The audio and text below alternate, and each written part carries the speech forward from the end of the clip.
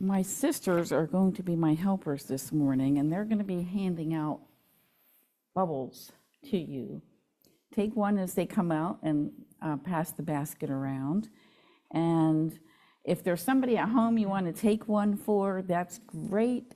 We probably have enough for everybody. Why don't you wait till after the service, and then if there's more left over and you want to take one or two home to somebody, feel free to come up and grab another one out of the basket.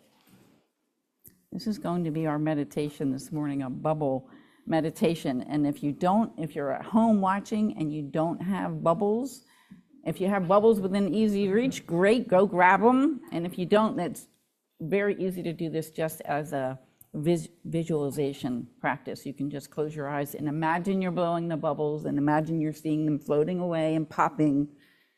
It will be very easy to follow along. We'll wait a second while everybody grabs one. And go ahead and try to start twisting it open, I think. Cindy, did you get one? No. Thank you, Doreen. And Ken. You want one? I have one. Thanks. Thank you. I didn't. Right. All right. This is a 4-part meditation. So we're going to blow or pretend to blow, imagine we're blowing our bubbles, and then we're going to watch the bubbles float and pop. And we're going to do that 4 times, and with each time I'm going to suggest something you're going to think about while we blow those bubbles and watch them float and pop. So go ahead and do your bubbles the first time. And as you're watching them floating away and floating down, focus on what you are grateful for. And if yours went away too quick, feel free to watch other people's around you. Watch those bubbles float and pop, and focus on some of the things you're grateful for. It could be something really small, could be something big.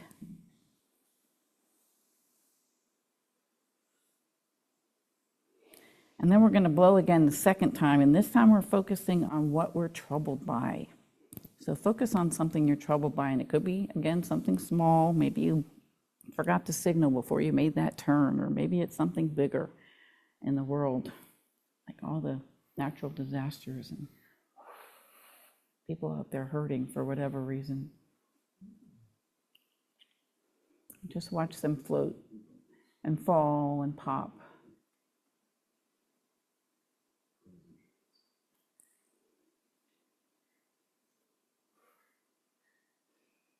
If somebody, did you get a dud? Do you want another one? Is it working? Okay. I'm sorry. If somebody got a dud, feel free to go grab another one. Operator here. So this time you're going to blow a 3rd time, focusing on any regrets you have, big or small.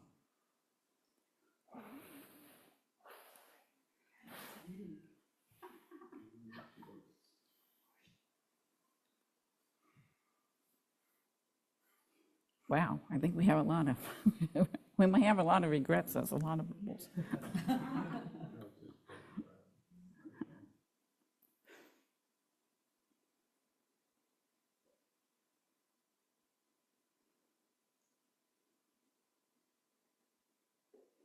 And we're going to blow one last time, focusing now on things you're hopeful for.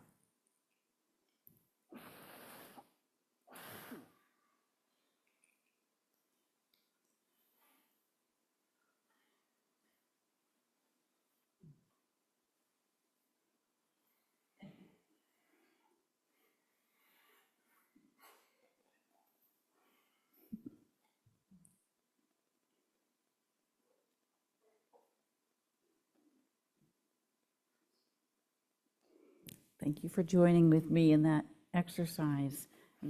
It's good to be back with you this morning. As a chaplain serving in a pediatric hospital where I lived in Delaware, I quickly became aware of the necessity, at least for some people, of having spiritual anchors, spiritual touchstones. As you might imagine, some families, some parents were facing the worst nightmare they would ever face. Newborns with failing hearts and lungs, older children with life-threatening injuries from sports or car accidents, bicycle accidents, too many children clinging to life following gun violence. Parents of these children floundering, their world knocked off its axis, feeling seemingly abandoned by a God long trusted for those religious parents, and for the non-religious, well, they too, of course, felt like the world no longer made any sense. Within hours of beginning my student chaplain required clinical experience, I encountered distraught and shocked parents clinging to their Bibles, clinging to their rosary beads. One young father whose wife was across town in the general hospital, having just delivered a baby, was waiting for me. The father was waiting for me in the small lounge of our neonatal ICU. His young daughter was born with all of her major organs on the outside of her body instead of tucked safely inside. While his daughter was in emergency surgery down the hall, he sat in a shell-shocked panic in the small neonatal ICU waiting room. I had been sent up to see him by my supervisor, who apprised me of the situation and told me the father had requested rosary beads. Having retrieved a set from our pastoral care supply closet, I made my way up to the second floor neonatal unit. And after a few more minutes of scrubbing in, including scrubbing under my fingernails, as required, and then masking and gowning up, I was admitted into the unit housing our most vulnerable patients and then shown in to see the dad. We student chaplains are taught to check our assumptions at the door, but we try to do this, but really this is an impossible instruction. And my misassumption that night was that he was Catholic, having requested rosary beads. He actually was a non-church-going mainline Protestant, and my assumption, though, led to a profound realization on my part. The dad had seen Catholics holding and praying with rosary beads. He understood that it helped them feel connected to God. And with his young daughters and his wife's lives in the balance, he desperately needed to feel connected to God. He was adrift, floundering, trying hard to keep his head above water from the ocean of despair threatening to engulf him. He needed a mooring, he needed to be tethered to something, he needed an anchor. I had been a Unitarian Universalist already at that point for at least 35 years, I think, but I had been raised Roman Catholic. But when he asked me, how do I use these, I struggled to remember. I remembered there were Hail Marys and Our Fathers, and there was something else, but I didn't remember like how many of each and when you say them with all the different beads. I confessed to him that I no longer remembered all the prayers and the order of them for praying the rosary, and promised to find them online, print them out, and bring them to him, which of course I did later do. In that first meeting with him, though, I said, God won't mind if you just hold them and pray for your wife and daughter. Pray from your heart. I stayed with him a long while that first night, and we prayed together some. Mostly we just sat together in the sacred silence. In my first time speaking here, I talked about sacred silence and hard, holy moments, and this was certainly one of those times. His wife recovered fairly soon and was able to join him in a few weeks in his vigil at our pediatric hospital.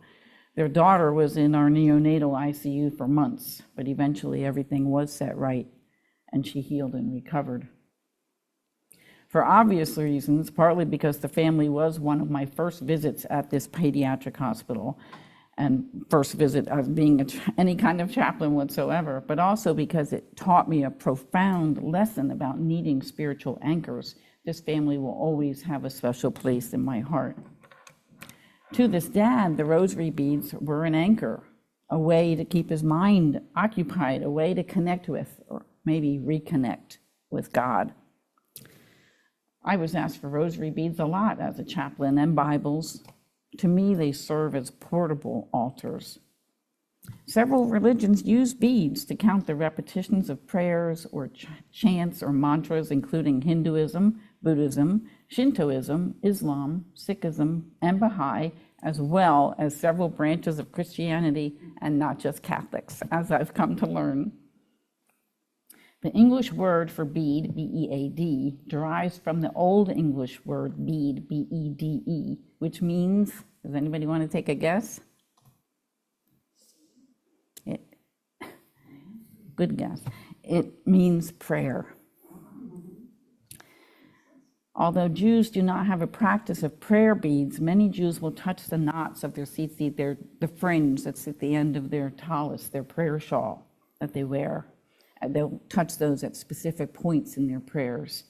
Many Jewish folks also have mezuzahs, a prayer box of sorts, on the doorpost of their house. I'm sure you've seen them. The Hebrew word mezuzah actually means doorpost, but it's the piece of paper inside, the small piece of parchment. That's the mezuzah itself, and that's inside that ornate mezuzah case that we see on doorposts often. The parchment is inscribed with specific Hebrew verses from the Torah. Many Jews will hang them on the doorposts of all the living spaces of their home, not just their front door and back door. The mezuzah's purpose is to constantly remind a person of God's commandments, so people will think of God as they're coming and going. Many Jews believe in the protective nature of the mezuzah, of the idea of it guaranteeing personal safety. There is a particular way and place for the mezuzah on the right side, on the upper third of the doorpost, within 3 inches of the doorway, with some Jews slanting the case in toward the room, implying that God and the Torah are entering the room. Believers will often touch it coming and going, and then kissing their fingers. The mezuzah anchors them. Buddhists sometimes use prayer wheels. Tried to have all my props ready. This is a small tabletop version. Usually they're much bigger. They even like above human size. I've seen them like huge, several feet high. They are used to help cultivate wisdom and compassion, to make progress on one's spiritual path, and to accumulate merit and gain liberation from the cycle of karma. It's inscribed with mantras and other sacred symbols, and they are spun in a clockwise direction, with each spin acting as if the mantra has been said. Regular prayers, especially repetitive prayers, can help to anchor people. Nighttime prayer rituals with children are pretty common. My daughter-in-law was raised with her mom and dad saying a particular prayer to her and her sister every night at bedtime, which she now recites to my grandchildren. I see the moon, and the moon sees me. The moon sees the one I wish to see. God bless the moon, and God bless me, and God bless the one I wish to see. Besides this prayer, my son and daughter-in-law also sometimes sing Torah, Laura, Laura, an Irish lullaby to my grandchildren, which my grandmother sang to my mom and my aunt and uncle, and my mother sang to me and my sister sometimes, and then, of course, I sang it to my children. It's traditions being passed down, but they are anchors too. I think probably all traditions are anchors. My sisters and I have an unusual habit or tradition started by our sister Peggy, who's not here today. She lives down in South Carolina. When one of us notices it's 11 minutes after 11, she will text the others, MAW, M-A-W. It stands for Make a Wish. And even if we are several minutes or hours late, we will eventually all reply, excuse me, with our own MAW. It's a way for us to stay connected with each other, regardless of the otherwise busyness of our day. And it's not quite, it's almost 11:11 now, that's funny. Early maw. So anchors can be physical items like rosary beads, Bibles, and mezuzahs, but they can also be prayers and mantras.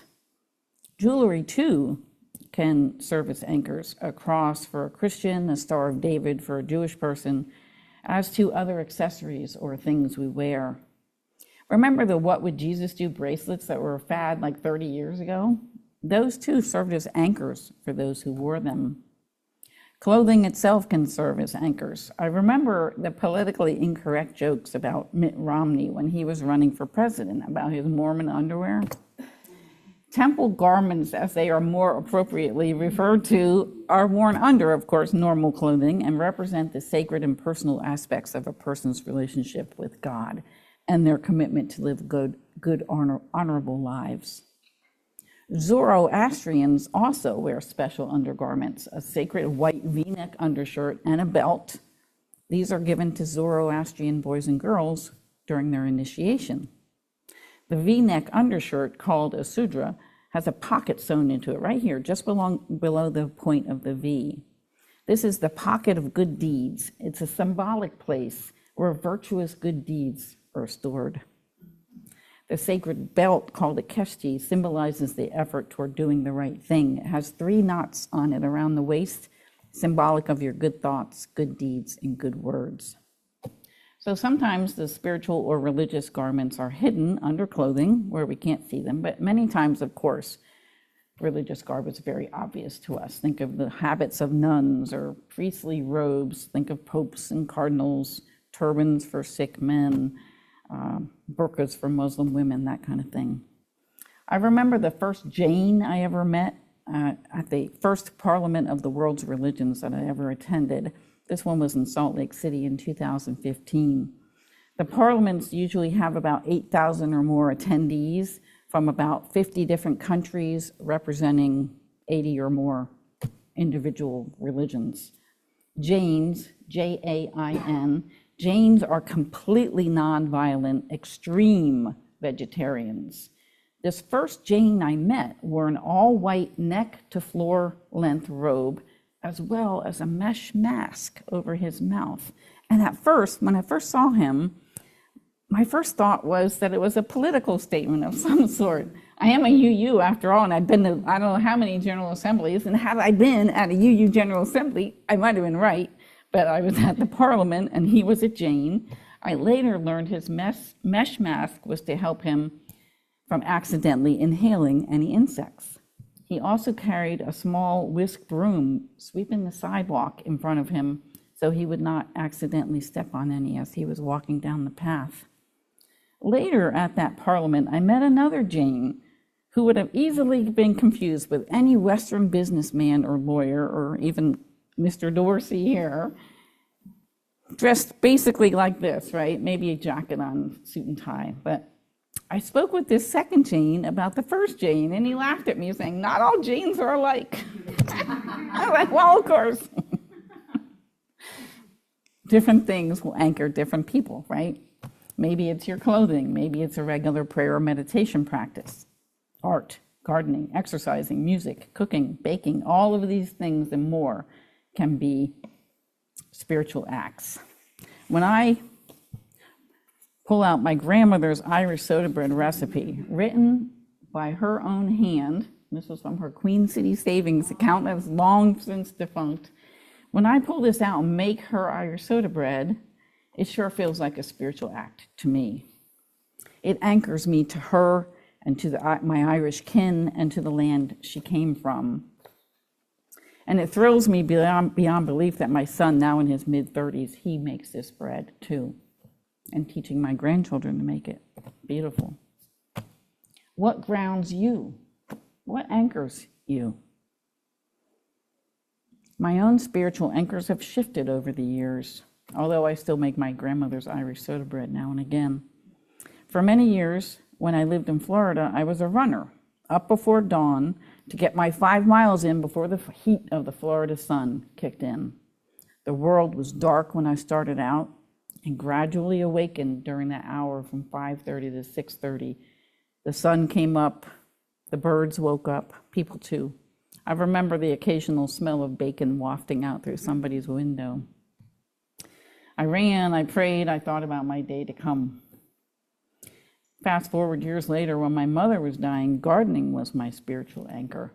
It literally grounded me, my hands digging in the soil, sitting in the dirt, coaxing life was therapeutic and healing while I wept and mourned my mother's coming death.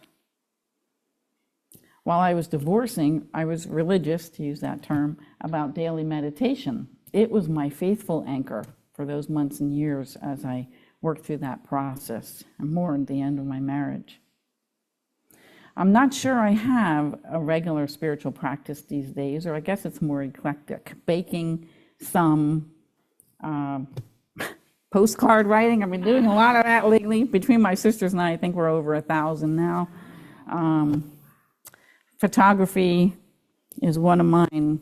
I'm entering this one in the fair this year. I like to take pictures. It's kind of a spiritual thing, I guess, for me. Art has become a spiritual practice for me lately, and I don't consider myself the artist that I think my sisters are, and I'm probably not being fair to myself, but for me it's more play. I finally let myself off the hook for needing to feel like I was good at it. Like, okay, I'm just going to play and have fun. Our stepfather died several months ago, and as executor of his estate, many of my days have been filled with hours of paperwork, time on hold to dealing with his affairs. I've been taking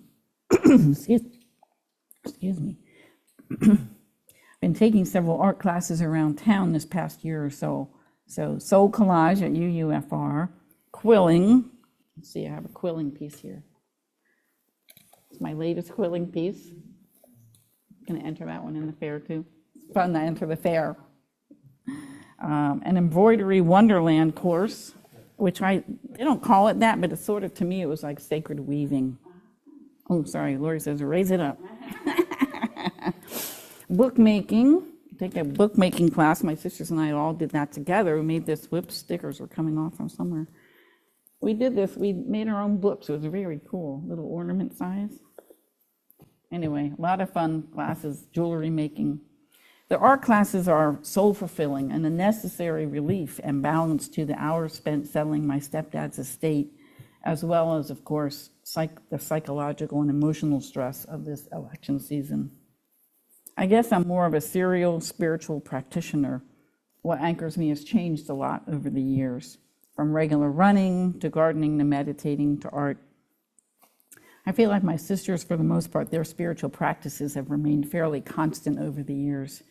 Doreen is a soul collage, excuse me, a tickle in my throat, it's not getting any better. Take a sip.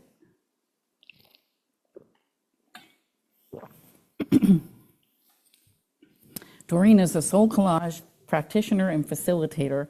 Soul collage is a therapeutic-like art practice that involves selecting images from various sources, mostly magazines, and then creating a 5x8 collage card that you are reflected in.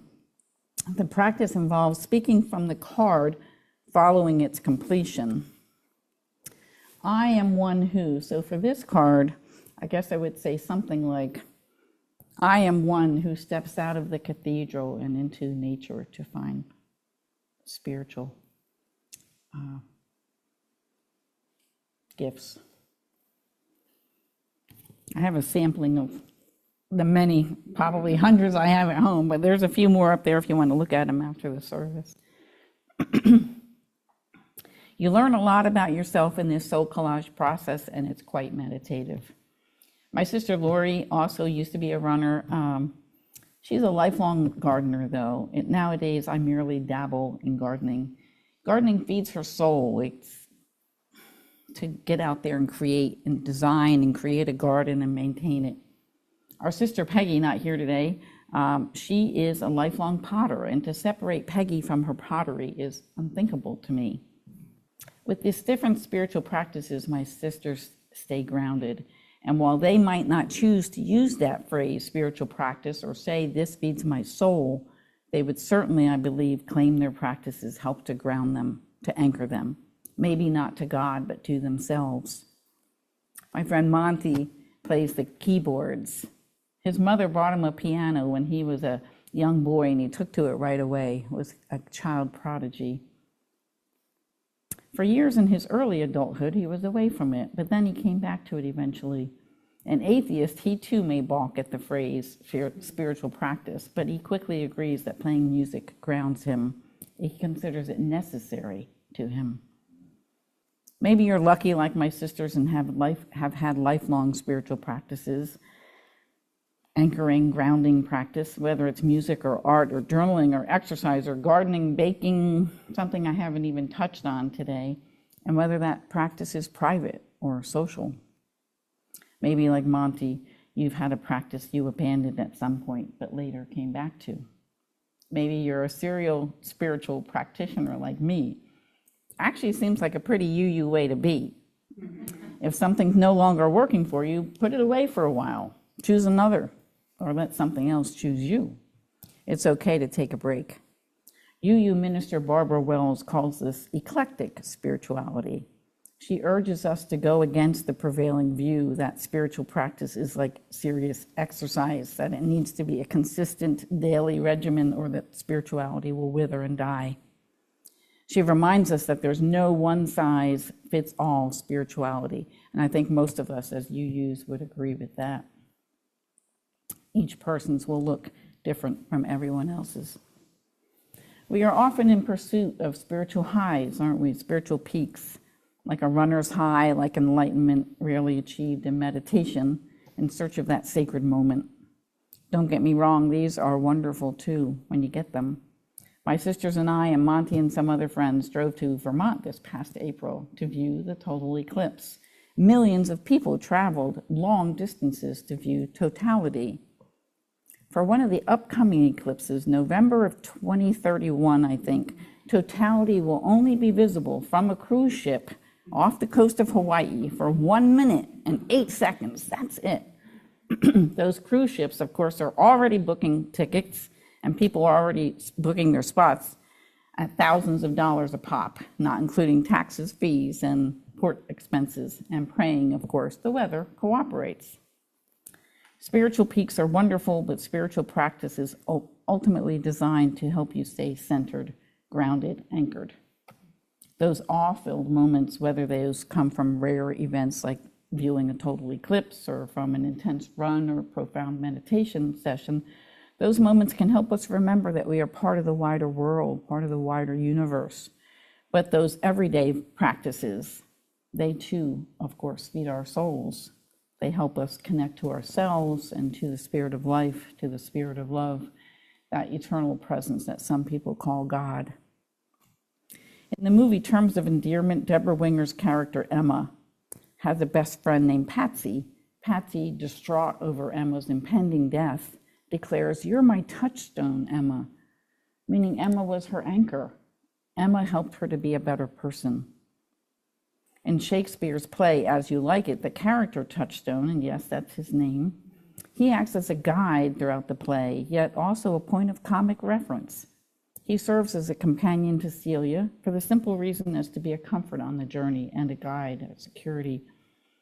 He's a guide, he's an anchor, but he's also playful. He's a great metaphor for a good spiritual practice. It shouldn't be drudgery, it should feed our souls. Yes, it should help guide us and anchor us, but ideally too, it should be playful. I encourage you to make your own spiritual moments, your own magical moments, and I encourage you to let them go. With the bubble meditation we did earlier this morning, we focused on what we are grateful for, what we are troubled by, what we regret, and what we are hopeful for. The bubble meditation helps us focus on the now, living in the transience as well as in the spirit of play. As Shakespeare's character Touchstone was, our spiritual practices should ideally be comfort and guide and security to us on our journey, but also joy. Blessed be, and may it be so.